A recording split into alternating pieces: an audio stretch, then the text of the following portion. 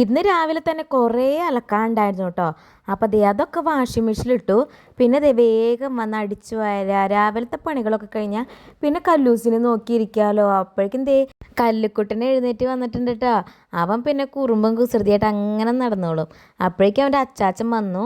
അവൻ ഐസ്ക്രീമൊക്കെ കൊടുത്തു. പിന്നെ ഞാനൊന്ന് കിടന്നുറങ്ങിയിട്ടു, കാരണം എനിക്ക് ഭയങ്കര തലവേദനയായിരുന്നു, രാവിലെ പിടിച്ച തലവേദന. പിന്നെ ഒരു ഉറക്കമൊക്കെ പാസ്സാക്കി എഴുന്നേറ്റു കേട്ടോ. എഴുന്നേറ്റ് കഴിഞ്ഞപ്പോൾ ദേ വീണ്ടും അടിച്ച് വാരുക, അതൊക്കെയായിരുന്നു പരിപാടി. പിന്നെ ഇന്ന് ഭൂരി ഉണ്ടാക്കായിരുന്നു കേട്ടോ അമ്മ. അപ്പോൾ ദേ ഞാൻ വിചാരിച്ചു ഉരുളക്കിഴങ്ങിൻ്റെ ഒരു കറി ഉണ്ടാക്കാമെന്ന് വിചാരിച്ചു കേട്ടോ.